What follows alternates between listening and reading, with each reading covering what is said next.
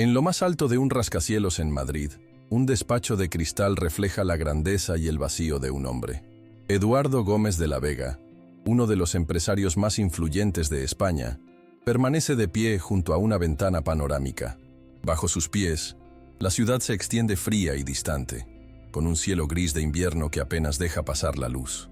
El despacho está decorado con maderas oscuras, obras de arte abstractas y muebles italianos de diseño minimalista.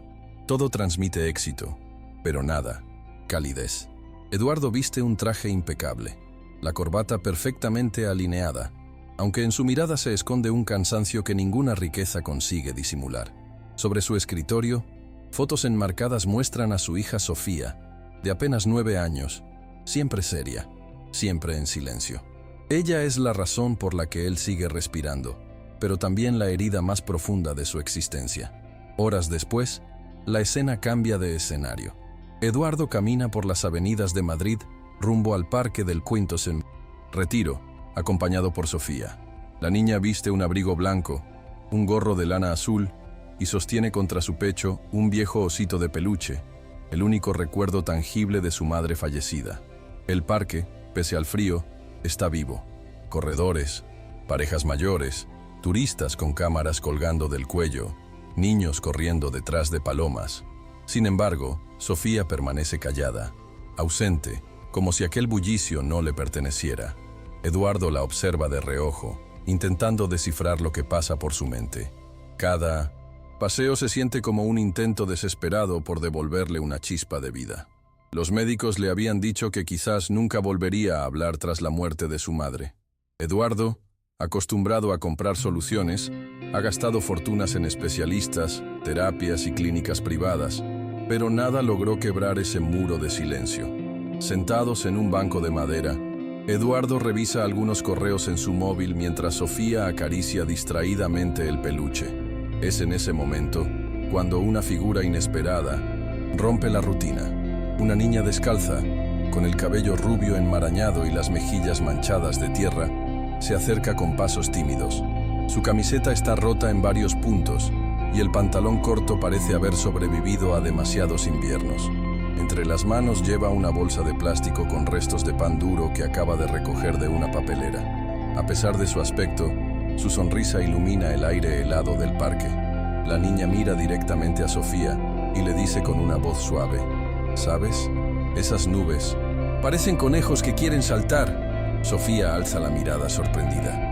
Durante 5 años, nadie había escuchado su voz. Pero ese día, ante la ternura de una desconocida, sus labios se abren y murmuran, casi en un suspiro: conejo. Eduardo siente que el mundo se detiene. El teléfono cae de sus manos y resuena contra el suelo. Sus ojos se llenan de lágrimas contenidas durante demasiado tiempo. Lo que los médicos, los psicólogos y las terapias más caras no habían logrado en media década. Una niña callejera lo había conseguido en segundos: despertar la voz dormida de Sofía. El corazón de Eduardo late con fuerza, dividido entre la incredulidad y una necesidad desesperada de entender quién es esa pequeña que acaba de realizar un milagro frente a sus ojos. Sofía sonríe por primera vez en años, abrazando su osito con fuerza y mirando a la desconocida como si la hubiera esperado toda la vida. Eduardo, con la voz entrecortada, pronuncia un juramento silencioso: no descansará hasta encontrar a esa niña otra vez. Si estás disfrutando esta historia, suscríbete al canal y cuéntanos desde qué ciudad nos acompañas. Esa noche, en la mansión de La Moraleja, Eduardo no logra conciliar el sueño. La imagen de Sofía pronunciando la palabra conejo se repite una y otra vez en su mente. Está sentado en un sillón de cuero, con un vaso de whisky intacto en la mano. La chimenea arde, pero el calor no le alcanza. Sofía duerme en su habitación, abrazando el osito con una paz que no tenía desde la muerte de Clara. Eduardo cierra los ojos y recuerda a su esposa, su risa, sus paseos por el Retiro, la manera en que leía cuentos a Sofía antes de dormir. La nostalgia se mezcla con un sentimiento extraño, casi prohibido: gratitud hacia una desconocida que había devuelto lo imposible. Por primera vez en años, siente que hay un resquicio de esperanza. Los días siguientes, Sofía no deja de mencionar a la niña del parque. Aunque todavía habla poco, Sus palabras siempre giran en torno a ella. ¿Dónde está? Conejo. Quiero verla. Son las frases más repetidas. Eduardo, conmovido y confundido, inicia una búsqueda silenciosa. Regresa varias veces al Parque del Retiro, recorriendo cada rincón con la esperanza de encontrarla. Pregunta a los vendedores ambulantes, a los barrenderos, a las señoras que pasean perros. Nadie parece conocerla, pero varios recuerdan haber visto a una niña rubia rebuscando en los cubos de basura. Eduardo siente un nudo en la garganta, como una pequeña que vive en esas condiciones había sido capaz de regalar tanta vida a su hija. Una tarde helada, finalmente la encuentra. La niña está sentada en el borde de una fuente, con un gorro demasiado grande que apenas le cubre la cabeza. A su lado, una anciana de cabello blanco y abrigo raído la vigila con ternura. Eduardo se acerca con paso inseguro. La niña lo reconoce y sonríe, como si lo hubiera estado esperando. «Me llamo Gabriela», dice con naturalidad. Eduardo no sabe cómo responder. Siente que cada palabra de esa pequeña tiene un peso emocional que lo desarma. Sofía corre hacia ella y, sin miedo, la abraza. Eduardo observa la escena con una mezcla de asombro y desgarro. No recuerda la última vez que vio a su hija abrazar a alguien con tanta confianza. La anciana se presenta como Doña Carmen. Con voz cansada, explica que cuida de Gabriela desde que su madre biológica la abandonó en la calle. Vive de ayudas mínimas y de lo poco que consigue con pequeños trabajos. Gabriela, dice, no es su nieta, pero es como si lo fuera. Eduardo escucha en silencio, mientras su mente empresarial empieza a calcular lo inconcebible.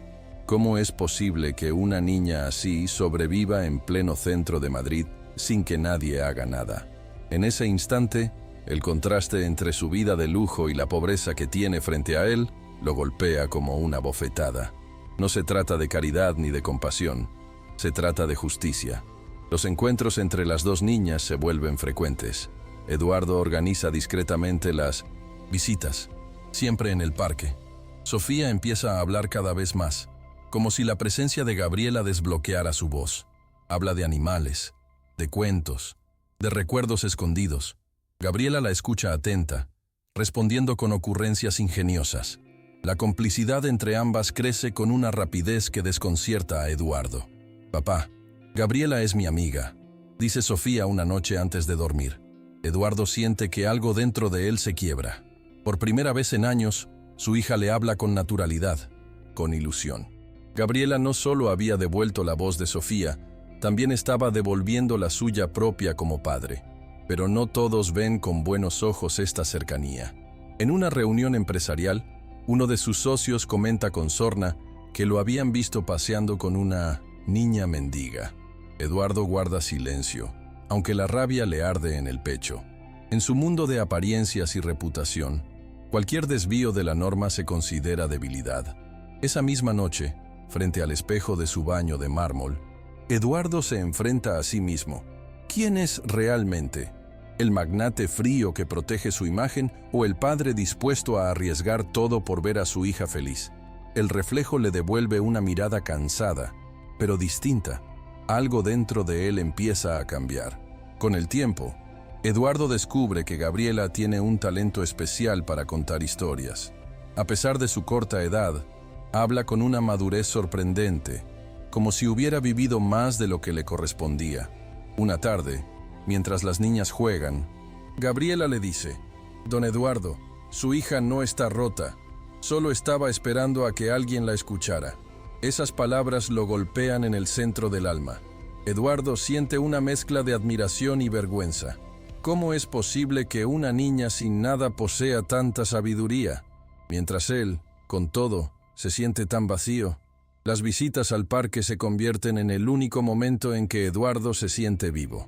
Empieza a inventar excusas para sus reuniones, delega responsabilidades en su empresa y dedica más tiempo a esas horas sencillas de juegos y risas. Sofía florece como una planta que vuelve a recibir sol. Gabriela, por su parte, muestra una alegría contagiosa, aunque Eduardo percibe en su mirada un cansancio que no corresponde a una niña de su edad. Pregunta por su escuela, pero doña Carmen baja la cabeza. «No hemos podido inscribirla». Eduardo comprende que el sistema ha fallado, que Gabriela nunca ha tenido la oportunidad de estudiar. En ese instante, siente una determinación feroz. No permitirá que esa niña quede relegada al olvido.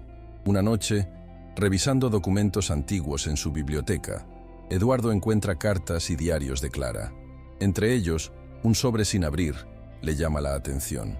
Lo abre con manos temblorosas y descubre una carta dirigida a alguien que no es él. En ella, Clara habla de un secreto doloroso, un embarazo que nunca pudo confesar.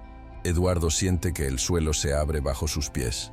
¿Podría Gabriela ser hija de su difunta esposa? La posibilidad lo atormenta. Su mente se llena de preguntas, pero también de miedo a confirmar lo impensable. Durante horas permanece sentado en silencio, mirando la letra de Clara como si fuera un fantasma que regresara a ajustar cuentas. A la mañana siguiente, Eduardo no puede ocultar su inquietud. Observa a Gabriela con otros ojos, buscando parecidos imposibles, señales escondidas. Sofía, ajena a todo, juega feliz con su amiga. Eduardo se debate entre el deseo de saber la verdad y el temor de perder lo que acaba de recuperar. Sus noches se vuelven insomnio, sus días ansiedad. Finalmente, toma una decisión. Debe investigar. Habla con un abogado de confianza y le pide discreción absoluta. Inician una búsqueda sobre los orígenes de Gabriela, revisando registros hospitalarios, archivos sociales y testimonios de doña Carmen. Cada pista lo acerca más a una verdad que promete ser devastadora. Los rumores no tardan en llegar a oídos de Miguel, socio y viejo amigo de Eduardo. Miguel, hombre ambicioso y calculador, se presenta en la mansión con una sonrisa envenenada. «He escuchado que estás encariñado con una niña de la calle», dice, dejando caer cada palabra con un tono de burla. Eduardo guarda silencio, pero su mandíbula se tensa. Miguel continúa. «Quizás debería interesarme yo también. Nunca sabes de dónde puede venir la sangre». Eduardo siente que las piezas comienzan a encajar, y el aire se vuelve irrespirable. Una batalla no solo legal, sino también personal, está a punto de comenzar. Ese mismo día, mientras Sofía y Gabriela dibujan juntas en el salón, Eduardo las observa desde la distancia. El miedo se mezcla con un amor indescriptible. Sabe que está al borde de un abismo, pero también que no puede dar marcha atrás. Gabriela no es solo una amiga para Sofía, se ha convertido en parte de su familia. Y aunque el mundo entero se oponga, aunque los secretos del pasado salgan a la luz, Eduardo está dispuesto a luchar con todo lo que tiene para protegerla. Por primera vez en años, se siente vivo, humano, padre, y en el fondo de su corazón comprende que ese encuentro en el parque no fue casualidad, sino destino. La tensión alcanza su punto máximo cuando Eduardo recibe una llamada urgente de su abogado. Miguel ha iniciado una demanda formal para reclamar la custodia de Gabriela, argumentando ser su padre biológico. Eduardo siente que el aire se le corta en los pulmones.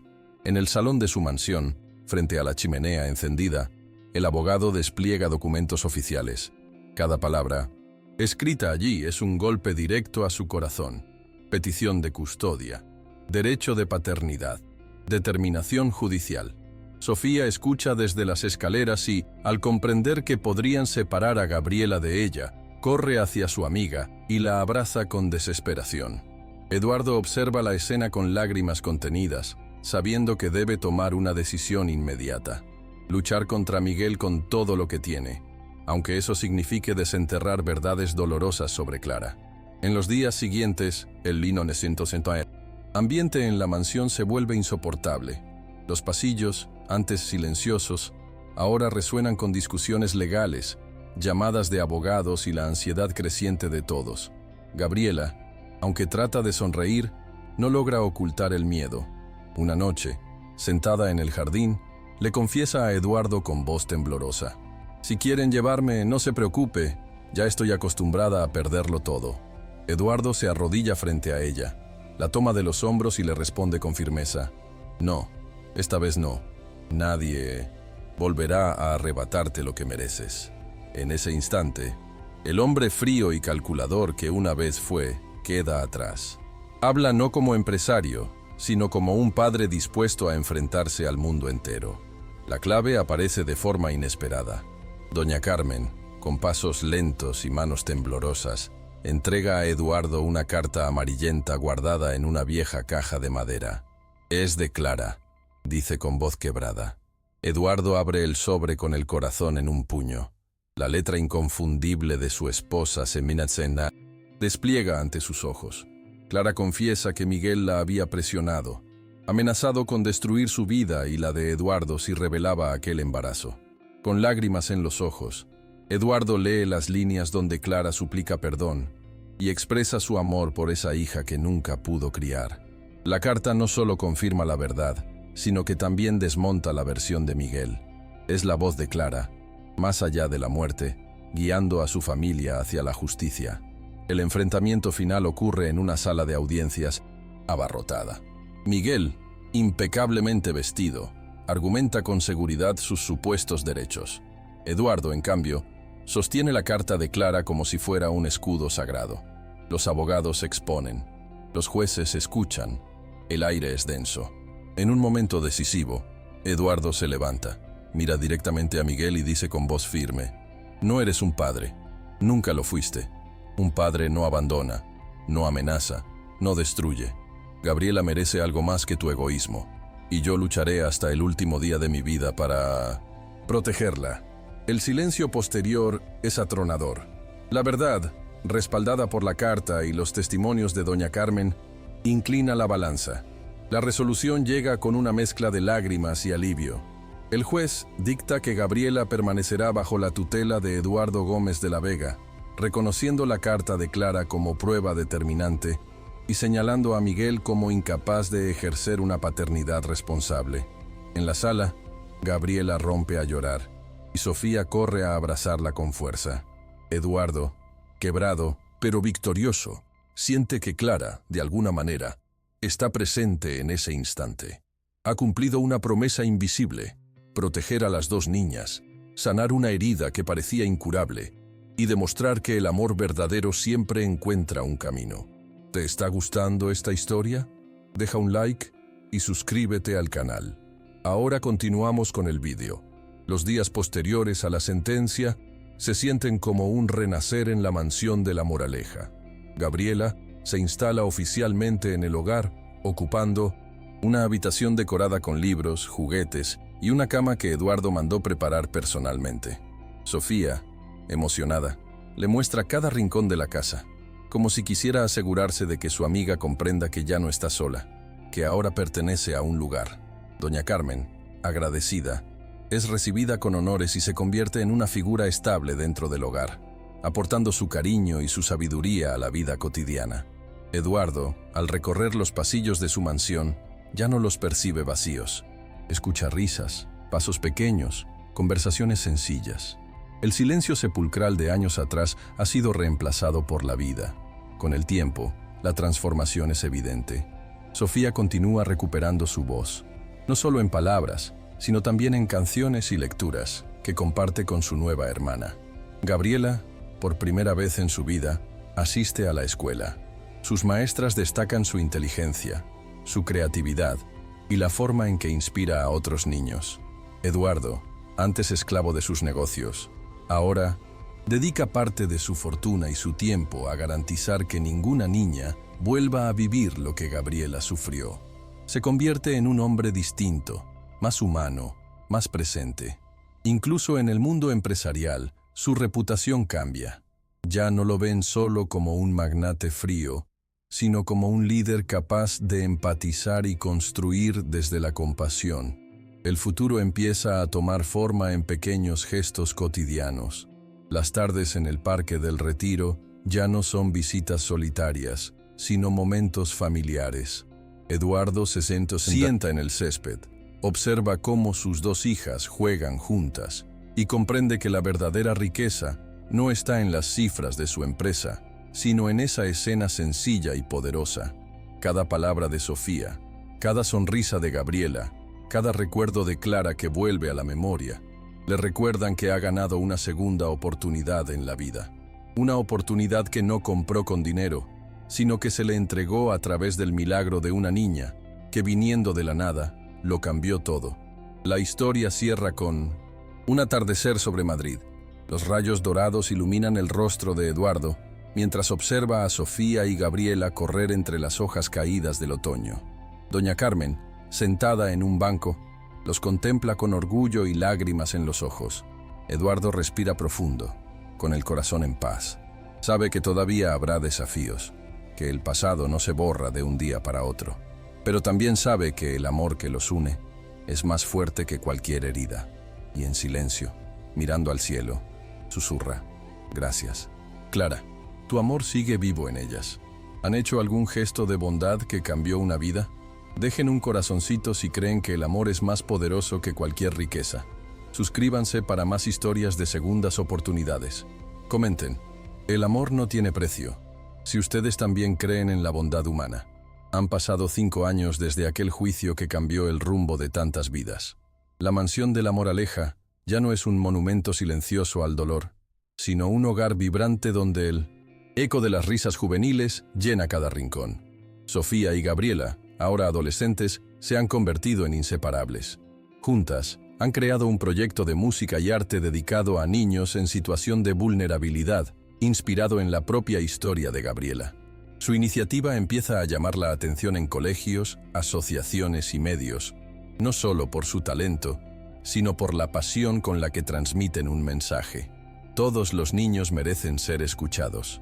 Eduardo, que en otro tiempo medía su valor en acciones y balances financieros, ahora dedica su vida a dirigir la Fundación Clara y Gabriela, destinada a proteger y educar a niños en riesgo.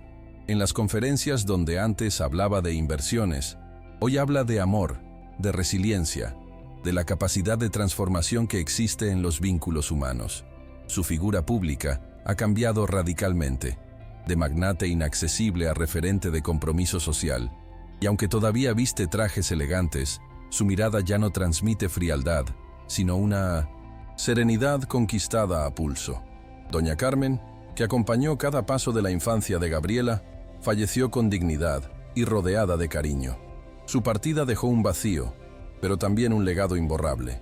En cada actividad de la Fundación, su nombre es recordado como símbolo de la bondad silenciosa que sostiene al mundo. Las niñas hablan de ella con orgullo, y Eduardo conserva su foto en el despacho de la Fundación, asegurándose de que su memoria permanezca viva en cada gesto de ayuda que ofrecen. Miguel, en cambio, eligió el camino del aislamiento. Envejecido, alejado de los negocios y sin familia que lo reclame, observa de lejos el crecimiento de Gabriela. Nunca logró reclamar un lugar en su vida, pero en silencio sigue sus pasos, como un espectador que entiende demasiado tarde el precio de sus elecciones. Su figura se convierte en un recordatorio de lo que significa perderlo todo por egoísmo. La última escena nos muestra a Sofía y Gabriela sobre un escenario improvisado en el centro cultural de la Fundación. Rodeadas de niños que alguna vez vivieron en la calle, tocan guitarras y cantan, mientras Eduardo las observa con orgullo contenido. No hay palabras que puedan resumir lo que siente, la certeza de que la vida le dio una segunda oportunidad, de que el milagro no fue un instante en el parque, sino el camino que todos eligieron recorrer juntos. Y mientras el público aplaude, Eduardo piensa que el amor de Clara sigue latiendo allí, multiplicado, eterno.